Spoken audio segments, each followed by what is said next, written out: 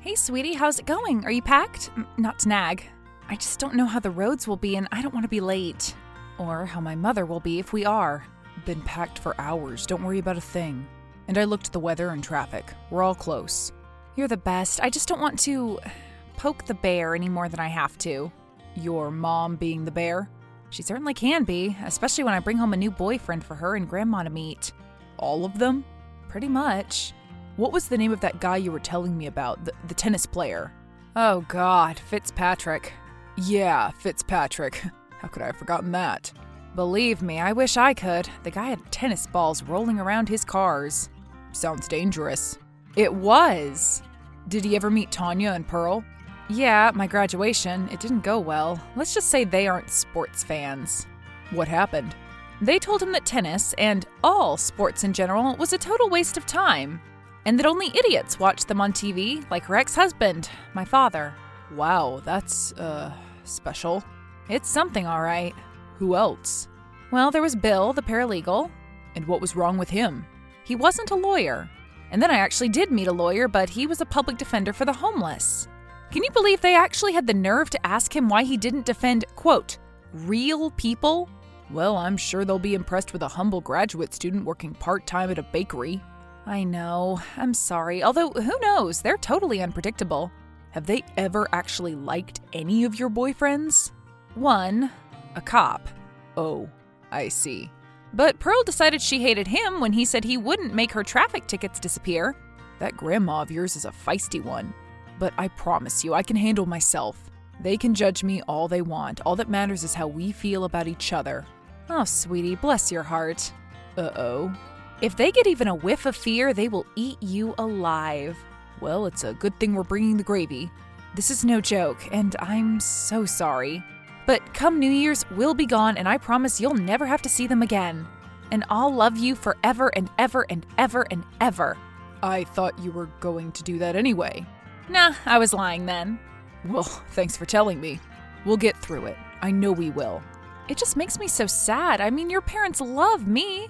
They're so cool and kind and understanding, and they made me feel so welcome and at home on Thanksgiving. Honestly, I don't even feel at home in my mom's house, and I grew up there. I'm sorry, I got lucky with my parents. I feel kind of guilty about it sometimes, me having a cool family and yours being so screwed up. But your dad is cool. My dad is freaking awesome. Have you talked to him yet? No, I'll have to text him from Mom's. Think they'll want to talk? Has hell frozen over? Not yet, but the weather guy just said that Lake Twilight has. Oh jeez, that's just great. Yeah, maybe I spoke too soon about the roads. Well, maybe if we leave right now we can beat it. Outrun the storm? On Christmas Eve? I like it. Oh, honey, don't you know? We can't outrun the storm. We're just going to head straight into it. Hey, how you doing down there? Oh, you know, sleeping like a baby with the snakes and the bugs. There are snakes? No, sorry, JK. But I have made friends with a family of spiders. What color are they? Black, I think, or maybe brown. I can't tell, it's really dark. I'm trying to be a good sport about it, but I can't believe your mom is making me sleep in the basement. I am so sorry. I can't believe I forgot to tell you that they wouldn't approve of us sleeping in the same room. Still, I had no idea she'd put you down there. The last time I was here, that guest room wasn't full of junk. How's the air mattress? I think it's leaking. Merry Christmas, babe. It's already been an interesting trip, and just think, we have a whole week to go. Oh my gosh, when you say it like that, I can just feel myself practically break out in hives. So what do we do tomorrow? Open presents first thing? My mom never cared about presents growing up. It was always Dad that did all the shopping, all the wrapping. On Christmas morning, Mom just sat there, slumped in her chair with a big glass of wine. Celebrating early. Expect it tomorrow, too. It's a Christmas tradition. And then what? Well, I guess we'll all go over to Grandma Pearl's house. So your mom thinks only women should work in bakeries and 26 is way too old to be a student? Don't listen to her. She's an idiot. It's amazing how children can end up so different from their parents. A lot end up exactly like them, though. Well, thank God you didn't. At least not them. I'm so glad we live so far away. Is that why you moved? I used to tell myself it was only for school, but really, I think it was because of them. As much as I was going to miss my dad, my mom was just making life there impossible. It broke my heart, but thankfully he understood. Did moving really help? Oh, absolutely. Now when I don't answer my phone, she can't come over and pound on my door until the neighbors call the cops. Did they ever lock her up? I thought about getting a restraining order for a while, but I didn't really have any grounds. I guess in the eyes of the law, having a terrible, overbearing mother doesn't mean you can legally keep them away. That's a crime. It should be a law in and of itself. Lynn's Law for keeping away your evil mother. I literally just lolled really loud at that. Yeah, I could hear you from down here. Oh my god, I woke my mom up. She's yelling at me. She's pounding on the door. What, does she think you're in high school or something? Hello? Lynn? Ugh, sorry. She seriously just chewed me out about staying up late and texting you. That's awful, but also kind of funny. It's not funny at all. I know. I'm sorry. She's just so out there, so extreme. She's like a cartoon character. Cartoons don't text, which is what she's doing to me right now. What's she saying? We'll talk about it tomorrow. So, good night, I guess. Lynn? Lynn, are you still typing over there? I feel I can hear you typing. You can hear me typing on my phone from down the hall? Well, yes, you do it very loudly. You've always been a loud typer. Whatever, we were just trying to say goodnight. What do you care anyway? I'm an adult. Because we have a full day tomorrow and you need plenty of rest. Grandma will expect us to help out with the cooking and I can't have you sleeping in. I haven't slept in since high school. Well, we can't risk it. Besides, we have to get up and open presents. Since when do you care about opening presents? Well, I always loved opening presents. I'm surprised you even remember ever opening any. Now what is that supposed to mean? I mean your traditional Christmas morning bottle of Chardonnay? Oh, would you stop judging me already? I have no idea how I raised such a judgmental child. Oh, you have no idea, do you? You are the most judgmental person I have ever met. Well, you'll have to do better than that. Oh, you want an example? I believe I'm owed one. How about treating every boyfriend I've ever had like crap? Have you ever wondered why you've only met any of them once? Well, I assume they finally saw what a nasty woman you are and then dumped you accordingly. I can't believe my own mother is talking to me like this. Well, when you act like a child, expect to be treated like a child. And that's why Dad left you, because all you did was treat him like a child. Please, Lynn, I don't want to get into a huge argument just before bed. You pounded on my door. You texted me. Because I was trying to get some sleep and the constant clicking of those nails was driving me crazy. Then you're hearing things because I don't have any nails. Of course, you never took after any of my physical traits. Thank heavens for that. Oh, please, our side of the family puts your father's to shame. Dad doesn't need anyone to tell him he should be ashamed of anything. Speaking of your father, how is Johnny? Are you two still talking? Of course we're still talking. Well, how should I know? I haven't spoken with the man in nearly 10 years. Why did you two stay together so long? Well, that was him, the soft old fool. He wanted to stay together for you until you were 18. He thought it would be easier for you that way. I told him she knows as well as anyone that we're miserable. A divorce would be best for all of us. One of the only things we've ever agreed on. But you know him. You always came first. Lynn, Lynn, Lynn. You were all I ever heard about. Well, I am your child. That may be true. May be true. But children should be seen and not heard. That's what your grandmother taught me, and that's what I've tried to teach you. But what about being kind? Kind? To who? To me? Kind and supportive. Oh, supportive of what, darling? That silly little hobby you call a career? What is a service dog trainer anyway? Do you even get paid for that? Cleaning up doggy poo all day? No, not for me, thank you. I'm sorry, but I can't be supportive of that. How about supportive of just one of my boyfriends? You've been awful to all of them. You're being awful to Jay. Oh, come off it. How am I being mean to Jay? Did he tell you that? What a big baby crying to his girlfriend that her mommy was mean to him. I can see it for myself, you and Grandma, demeaning him for being a student? Telling him only women should be allowed to work at bakeries? We didn't say allow. We just said it was unusual for a man. A man to what? Work his own way through school and not rely on his parents' money like you did? Oh no, are they poor? Ugh, so you aren't only sexist, you're classist as well. I'm what? What did you call me? Try reading a book, Mom. Well, I'm not up on all the new lingo, sorry. It means you hate poor people. I do not. I don't hate anyone except Susie Miller. I just think they should clean up and get jobs is all. So who would be good enough for me? Oh, I don't know. A brain surgeon? A CEO of a major corporation? Oh, I know. A race car driver. A race car driver? You cannot be serious. Sure, why not? I don't know, though. Some of those race car drivers' wives are pretty beautiful. And so what? I'm just saying you'd have strict competition, dear. And you've never been much of a girly girl, never one to take pride in your appearance. Oh, Mother, you have no idea, do you? About what, dear? About how I see right through you, and have for a long time. Are you saying I'm thin? I'll take that as a compliment, dear. The holidays just murder my diet. I'll have to force down this ham. Way to change the subject.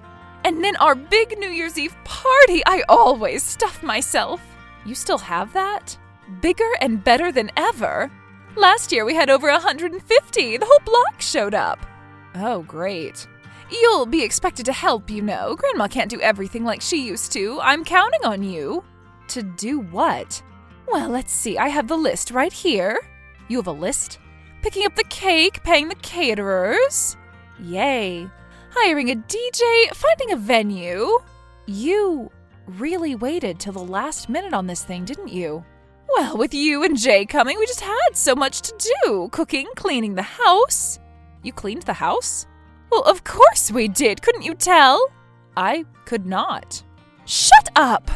Some holiday, my only daughter comes home just to verbally abuse me and keep me awake by force on Christmas. Fine. What? What do you mean, fine? Good night. Oh, Lynn, don't go yet. I'm tired, Mom. Well, you weren't too tired to talk to... what's-his-face? I know you know his name, so I'm not taking the bait. And that's because he's not completely and utterly exhausting like you. Well, how can I sleep now after all this? I don't know. Warm milk? Great, thanks. Another of Lynn's useless suggestions and a long line of them. Okay, I'm done. Good night, Mother. Oh, darling, have you looked at the time?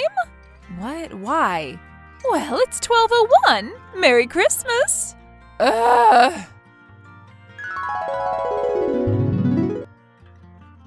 Hey, honey. A belated Merry Christmas to you and Jay. Just got back from the mountains and I finally have cell service.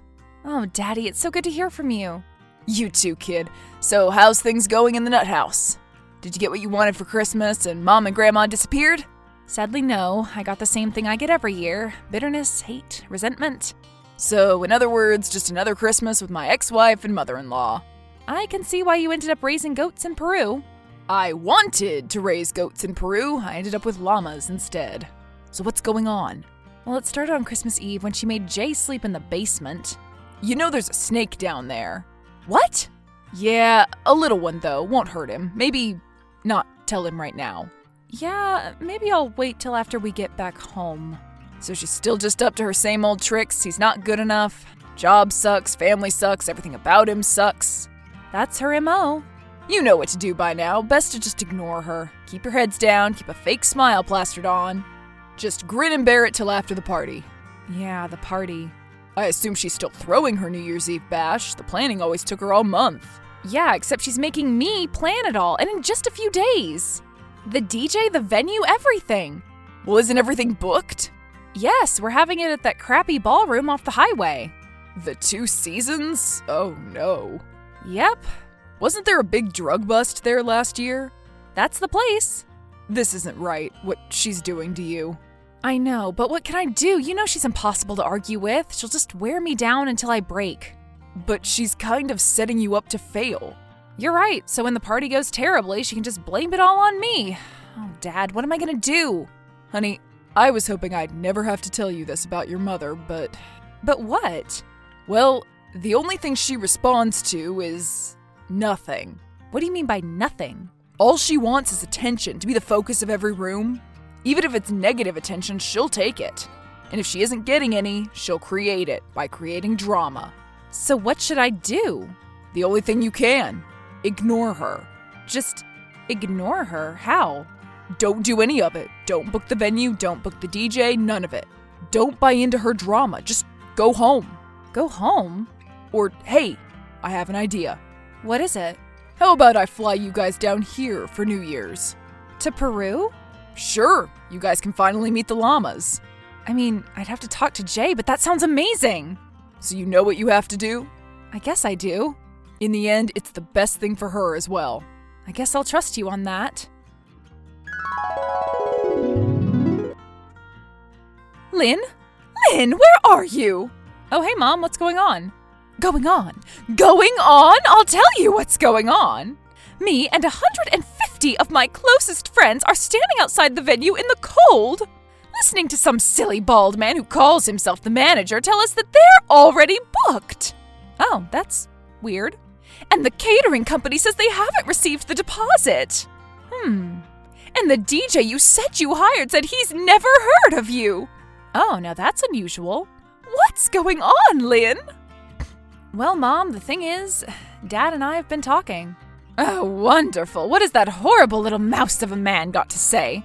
He told me what I should do with you. Do? Why should you do anything with me? I've done nothing to you. He told me your Achilles heel. My what? Gave me a secret weapon. And what could that be?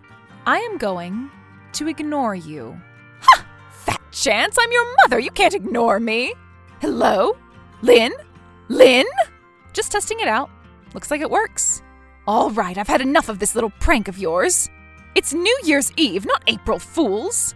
Now call the manager and tell him your little prank's over and he can let us in now. Well, that may be a little hard to do. Why's that? I doubt you've forgotten how to click-clack on that stupid little thing. Well, I could be losing service soon. I'm in the mountains, you see. The mountains? Where? There aren't mountains for hundreds of miles. Oh, a little country called Peru. Peru? You're with that father of yours. He put you up to all of this. Put him on right now. Sure thing. Hey, Tanya. It's your ex-husband. Long time no speak. I'm not interested in speaking to you, Johnny. I'm only interested in yelling. How dare you turn our daughter against me? Oh, you know, Tanya. I'm sorry, but I think our service is cutting out. Your texts aren't coming through. You're lying, all of you. Oh, well. Bye, Tanya. Hey, I promise we'll name a llama after you.